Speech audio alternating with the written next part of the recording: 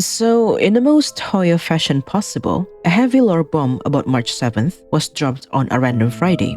It hints towards March's origin, which I still have a lot of questions about, as well as showing that the Remembrance is just as shady as the erudition could be. If you think news is bad for confining the universe from the unknown, Fully is no better. This is a frame-by-frame analysis of Myriad Celestia trailer Dear March 7th, aka my attempt at trying to make sense of the plot twist inside the plot twist of Amphoreus' plot twist. By the way, if the trailer got you interested in Evernight, making you want to pull for her in the next patch, today's sponsor might help you there. LD Shop is a top-up service where you can make in-game purchases at a discount. You can get supply passes, Oronyx shards, or even guarantee bundles to get your favorite characters and light cones. If you're a long-time viewer of the channel, you know that I've been using LD Shop for a while now. I even held a giveaway for my viewers on stream recently, which I was able to do because the top-up process is just that easy. You only need to provide your game server and your ID, and your top-up will arrive in no time. Still have your double top-up bonus after the anniversary reset? Good for you, because it also applies to purchases via LD Shop. So why not top up there and get your bonus for cheaper? Better still, after spending over $80 in a month, you can claim a free supply pass. So, if you're a spending player and planning to get Evernight in 3.6, use my link in the description below to make your first purchase to get 15% and 5% of coupons and save up to $50. Thank you LD Shop for sponsoring this video. Now back to the start of Amphoreus' last cycle. When the candlelight fades on the last day, before you forget, please offer up your most precious memories. This reminds me of what Black Swan said in Fables About the Stars Part 1. Let's make an exchange, shall we? An exchange of memories. In Black Swan's case, she shared a memory of her own for another in return, which is something that memo keepers do. In Evernight's case, however, she wants to collect March's memory for the sake of collecting it. We can see that she has already had a scrapbook of March's journey. The one on the top left is from a Honkai Star Rail's post to celebrate the game's release back in 2023. Then there's a picture of March by herself, a March sticker, and on the right side is a collection of her journey in Amphoreus. The one on the bottom right is from her first day on the planet. Remember 97 days ago? On the first day after arriving in Amphoreus, you already experienced this world's cruelty. You guided the Holy Maiden and helped her escape her initial fate. Yeah, remember that one unanswered question from 3.1 Quest? Trailblazer, Phrynon, and Trinon retraced Trebios' steps on her journey of becoming the demigod of passage. Along the way, Trebios' path was blocked by literal blocks and Yanosopolis guards attempting to recapture her. In the version that the group saw, it was Trailblazer who cleared the path with Oronyx's power and the group fighting the guards, but the actual helper was never revealed. Now we know that it was March. Interestingly, at one point when the path was cleared, Trebios said, "Thank you, Nameless God." "Nameless," she said. The writers have been hinting at it since the beginning. On day 14, day 36, day 70. The words spoken by the NPCs here were also spoken in the Evernight chapter part 2 of the SF written. She once whispered in my ear. She once saved my life. She gifted me an ice crystal. Words spoken by those March interacted with in her time in Amphoreus, among whom was Demiones. Remember him? He was the guy who took a picture of Trailblazer and Danahung and in the process happened to see pictures of March in her camera. Because of that, he started telling people that the Rosy celestial maiden, a figure from Amphoreus' legend, was actually real. This part has always confused me, like how could Demiones come to the conclusion that March was the Rosy celestial maiden from Amphoreus' legends simply by seeing pictures of her? Now we know that March arrived way earlier than Trailblazer and Danahung did, and in the process had integrated herself into Amphoreus' history, becoming a story passed down through generations, eventually becoming part of the world's legend. We're talking as early as before Trebios became a demigod, roughly 1,100 years earlier. This was possible due to time dilation in Amphoreus. As we've seen in 3.5, Trailblazer was stuck in Exomyth for a few minutes. But because time in Exomyth moved more similarly to the universe outside of Amphoreus, the moment Trailblazer returned to Amphoreus, almost 1,000 years had passed. I've previously theorized that March must have arrived around the same time Trailblazer and Danheng did, considering the timing of her body being frozen in ice, but poor March actually got into the planet a few minutes earlier. I think she was drawn into Amphoreus as soon as the crew left her room and made preparation for Trailblazer and Danheng's departure. Although I do wonder whether March arrives in the same ER as the other two did, or much earlier than that. See, in this last cycle, the Flame's journey started with Trebius taking Janus' core flame and resounding the prophecy of deliverance. She lived the first 20 years of her life confined in a basement, and every time she had to break free, steal Janus' core flame, and escape. If it was not March who helped her, who did? The Nameless has been known to be variables in every world they've visited. Because of their presence, the status quo of a planet could be changed. Elio specifically used Blade to bait Danheng to the Lofu so that he could use his Imbiber Lune's power to unlock the seal to the root of the Ambrosial Arbor. Mikhail waited for the crew's arrival to pass on the hat and the legacy of the Nameless in Penacony. The eternal recurrence that had shackled Amphoreus in the same doom ending is finally seeing a new ending after the crew arrived. Perhaps March had arrived way earlier in the ERs, and it was her presence that allowed the Flame's journey in this cycle to start. On top of that, we can see her saving Damionis from falling off the edge of a cliff. When he was trying to prove the existence of the world beyond the sky, he wanted to fly and touch the sky. Trailblazer and Danheng stopped him from doing that because clearly it would kill him, but perhaps this instance of March saving him was his attempt in another ER, and instead of Danheng and Trailblazer who weren't there to save him, March was. You also never gave up on looking for your companions from beyond the sky. Until day 95. Still don't believe me. You're just a ghost that no one can see. And the reason March became part of Amphoreus' legend, unable to be seen by Trailblazer, Phynon, and Trinon as they retraced Trebius' memory, was that March was invisible. I've thought it over, and the best explanation I could come up with was that unlike Trailblazer and Danheng, who physically got into Amphoreus, it was March's consciousness that got there while her body was physically frozen in ice. As we still don't know how Danheng and Trailblazer's physical bodies got translated to exist among the data that made up the world, I'm curious to see if this will get explained later on. The fact that March has been there since the beginning now explains why she's the character featured in Amphoreus' mechanic tutorials. She's been there all along, she knows how this stuff works. Also, we actually noticed March at one point during our time in Amphoreus. Remember the first time Trailblazer took picture using March's camera?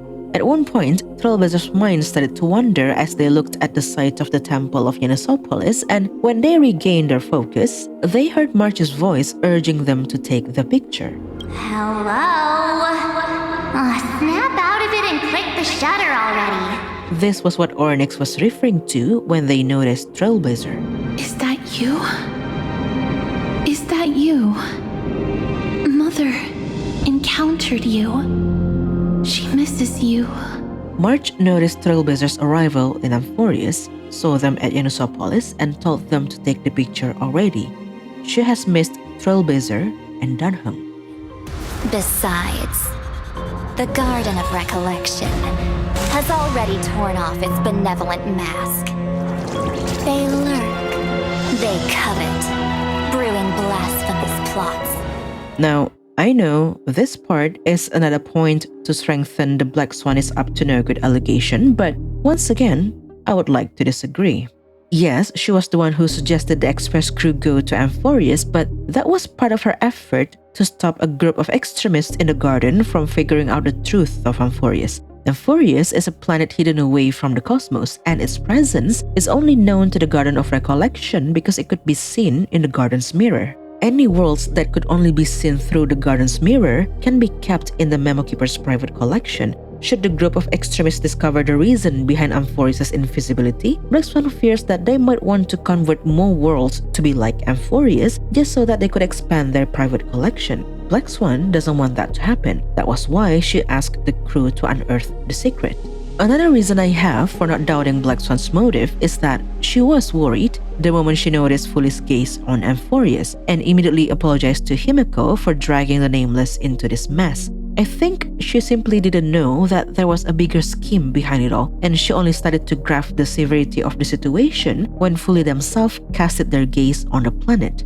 Besides, it was only thanks to her suggestions that Amphoreus might have a chance of escaping its doomed fate. Without help from beyond the sky, the eternal recurrence is the only thing stopping Iron Tomb from breaking free. I think the Garden of Recollection that Evernight was referring to were the same people that Cyrene said had entered the planet and never returned. We never knew who they were, but considering that she saw them in the path space where other Memo Keepers were, we can assume that those were Memo Keepers as well.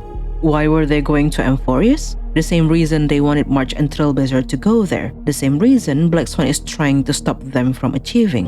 So help us. Find where Amphoreus' memory began and bring it out. Perhaps the Memo Keepers were lingering in the past space, saw how their colleagues never came out of Amphoreus, and concluded that it was too risky to send more Memo Keepers inside without knowing what had happened. So instead, they waited in the path space and tried to convince the next person who got there to work together with them. Unfortunately for them, March was warned by Cyrene and Trailblazer by Evernight. Are you willing to face me now? Face your past. When you were born from that shattered aluminum flux. When you were buried along with the Remembrance's lies. When you were watched by the garden's pawns. See, I don't think the part where Fully shatters into pieces necessarily mean that Fully is dead. Eons are the embodiment of their path. Nanook the Destruction looks like a male human with cracks on their body, split arms, golden blood dripping down from the wounds. Yaosho the Abundance has multiple limbs, or you could say an abundance of limbs grown from their body. Shippe the Harmony is a three-faced god who live in one body in harmony. Then, would it not be on brand for the Eon of Remembrance to live in the form of memories? For as long as they are remembered, they exist. Besides, it is said that in Amphoreus, time is the page on which Fully records memories. How can one kill a god who exists beyond the concept of time itself? There is this one readable in Genshin Impact that I think describes Fully quite well. I'm using Genshin as a reference here because Hoyo loves repeating the same concept in different flavors. Now, this readable is a collection of prayers to the gods of the world. One of them is to Ishtaroth, the god of time. Ishtaroth has been described as the god of moment. She is every moment of joy, every moment of rage, and everything else in between. In this collection of prayers, she is praised as the pure and eternal mother of time, the sovereign who was never born and who shall never die. This sentence could describe Fully too. The Eon who uses time to record memories is an Eon who was never born and shall never die. This is why there is no clear records about Fully's birth. The Eon of Remembrance had quietly appeared in the annals of the universe as if they were meant to be there, as if they had altered everyone's memory. Heard as that? As for the part about March being inside one of Fully's shattered crystals, the texture of Memory's light cone might give us an answer. I'm referencing this light cone specifically because a line from this light cone was quoted by Evernight in version 3.6 trailer. If a new life is to be born, its seed has to be dead. This light cone talks about fully sifting through the universe to find precious memories to collect. The ones they eventually collect comes in the form of stones, seeds that they would bring back to the pure land of remembrance. The colors of the stones are pink, blue, and white. The very same colors that make up March's color scheme. And look at the stone that is on the light cone art. Doesn't that look similar to the six-faced eyes that March is in from the trailer? Doesn't it look similar to the one from March's trailer from 2 years ago? The very same one that the Express crew found her in when they rescued her. March is one of those precious seeds of memories that Fully discovered and brought back to their pure land of remembrance. As for Evernight, this trailer is all the more proof that she is a part of March. Even if you don't remember, it doesn't matter. That's what I was made for. See, before Evernight recounted March's past, she pulled March into the mirror. Perhaps at this point, she had finally convinced March that she was only telling the truth and working with March's best interest in mind. So she pulled March into the mirror, into the realm where she resided in. Evernight resides in the mirror with candles all around her, the same place we saw from the beginning of the video as well as the one from Evernight's strip marketing. In media, a mirror has often been used to portray a character who has DID, dissociative identity disorder. When they look in the mirror, the one who looks back is not themselves, but one of their alters. You see this represented by Mark Spector in the TV series Moon Knight and by Nikki Sanders in Heroes, to name a few. So Evernight pulling March into the mirror shows that Evernight is indeed a part of March, an altered personality of hers rather than an identity of somebody else who took over March's consciousness. I've seen some say it could be the Enigmata taking over her body, seen a lot of it in the comments of my last video, but I don't think that is the case. As Evernight said, she was made for a specific purpose. Alters who exist within a DID system are there to serve a role to ensure that the body of the individual could function. Nikki's alter, Jessica, for example, was there to protect Nikki and her family. Evernight is there to remember what March doesn't, as well as to guard her wishes. Evernight emerged to protect March from the memo keepers who tried to pry on her after her birth. We see these hands reaching to March, trying to get a piece of her, and what emerged and chased those prying hands away was Evernight. Melt the self and seep into the cracks of time. This bit is very interesting to me. Evernight melted and integrated herself into the cracks of time. Time, which is the authority of Oronyx and Amphoreus. In the extrapolation report of the Scepter, there is this section called The Forgotten Years, an observation note of seemingly missing records of the Scepter's extrapolation. It shows up as blank space in Amphoreus' history, which appears randomly and has been showing signs of increase. The invading variables related to this anomaly are March, Philia 093, and Evernight. In both this video and the 3.6 trailer, Evernight has talked about letting the world sink into oblivion, or in other words, forgetfulness. Evernight is capable of erasing memories and has admitted that she was the one who erased March's memories in the past. Just like what I did for you, she said, let oblivion allow the remembrance to slumber. Remember the achievement that we got for completing March's companion mission? The river Lethe's taste is bitter.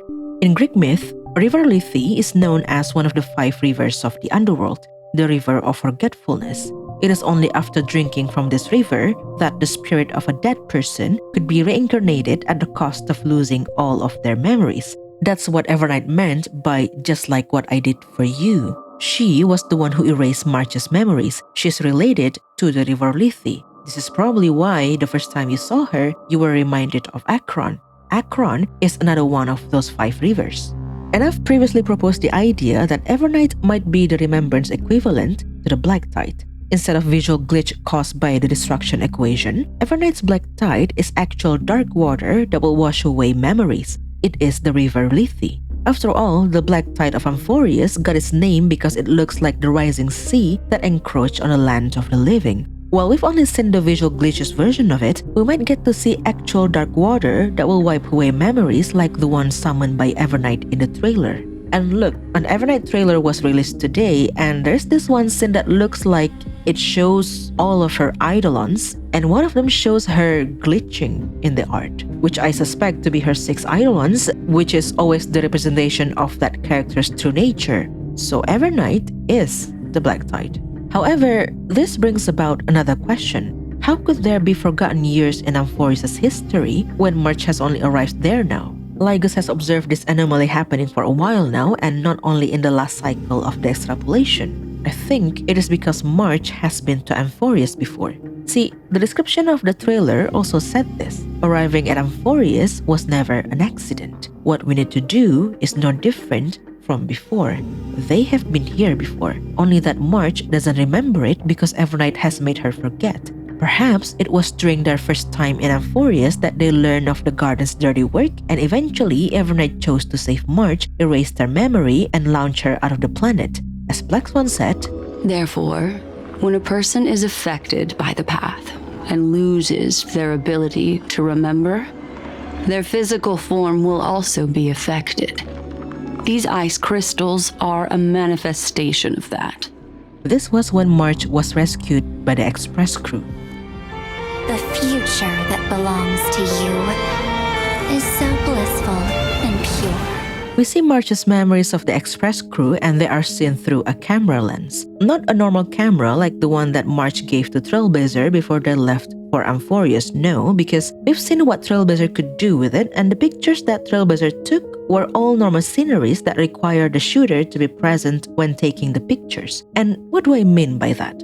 Remember the strange wall of photos in March's room? Most of the pictures there are of moments where March herself was not present when it happened. An argument could be made that it's a fun Easter egg because these are scenes that Trailblazer has experienced, but that's also not true. Because there's this one picture of Blade when he was brought in front of Jingyuan, and there's this one of Puppet Herda replaced by the Herda. Trailblazer was not present in either scenes. The wall of photos as well as the recording of the crew were not taken by a camera. Trailblazer has suspected as much. It is likely taken with something related to March's ability as a memo keeper.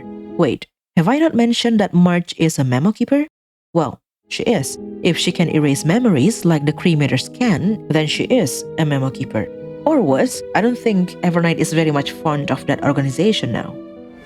And yet, the Remembrance chose, leaving Amphoreus in nothing but a desolate midnight. So March embarked on a journey with the Express crew and had been collecting blissful and pure memories, yet somehow Fully didn't favor that.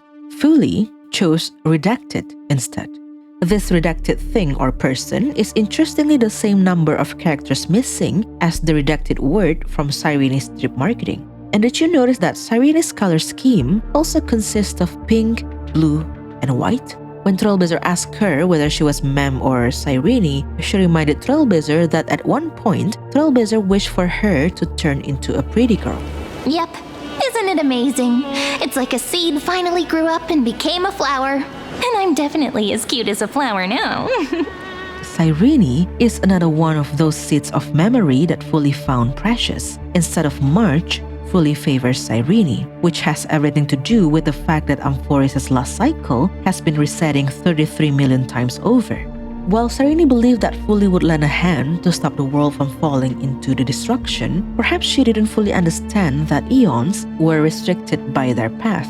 Fully is the eon of remembrance. They are all about collecting memories for the rebirth of the universe. The more memories collected, the better. Their memo keepers are going places to gather as many memories as possible. So when a data entity from a simulated world caught their attention, asking them for help to reset the world so that they could start over and reach an outcome other than the destruction, that is basically infinite memory glitch to Fully. Fully doesn't care how these memories are collected. What they care about is that they are collected. That is why the best that Castellana could do was only to reset the world over and over again with no alternate solution to save the world. Fully is taking advantage of the situation, lending Cyrene just enough power to reset time but not enough that the simulation would end. That's what Lygus meant by the Remembrance taking advantage of the situation. That is what Evernight meant by Fully leaving Amphoreus in nothing but a desolate midnight. It is also interesting to see that the visual here implies that Amphoreus was created based on those seeds of memories.